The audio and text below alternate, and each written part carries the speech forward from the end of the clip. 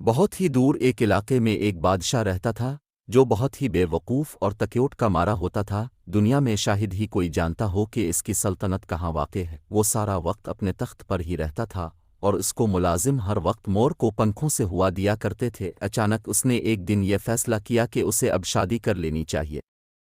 اس نے اپنے تمام وزیروں اور مشیروں کو اپنے دربار میں بلایا اور سب کو حکم دیا کہ سب لوگ دنیا کے ہر کونے میں جائیں اور اس کے لیے ایک بہت ہی خوبصورت لڑکی تلاش کر کے لائیں جو زمین پر بھی چل سکے اور ہوا میں بھی اڑ سکے، جس کی شکل انسان جیسی ہو پر وہ بالکل انسان نہ لگے، اس کے 4 بازو اور 4 ٹانگیں ہوں، جس کو وہ اپنی ملکہ بنا سکے۔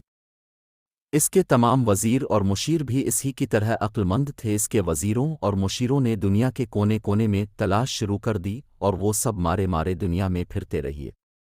بہت وقت گزرنے کر بعد ایک جنگل کے قریب پہنچے تو دیکھا کہ وہاں جنگل کے قریب ایک بہت ہی عقل مند اور 2 اندیش بزرگ بیٹھے تھے، جن کو ان سب نے مل کر اپنی یہ مشکل بتائی۔ بزرگ یہ بات سن کر مسکرائے اور فرمانے لگے کہ یہ تو بہت ہی آسان کام ہے، یہاں سے ایک بندریا پکڑو اور محل میں لے جاؤ۔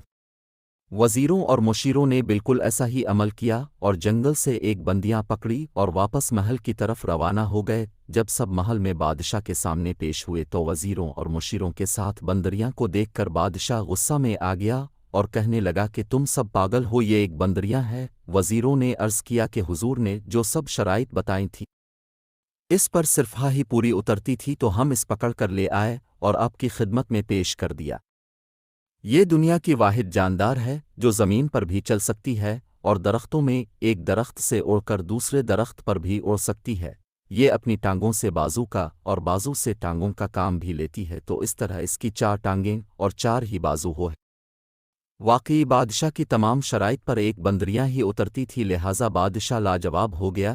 بندریاں سے کیا خاک شادی کرتا، پھر ساری زندگی کنوارا ہی رہا، لیکن ساری زندگی لوگ اس بندریاں کو ناہے بھولے اور مذاق میں بادشاہ کی غیر موجودگی میں اس کو بندریاں کو شوہر ہی کہتے رہے۔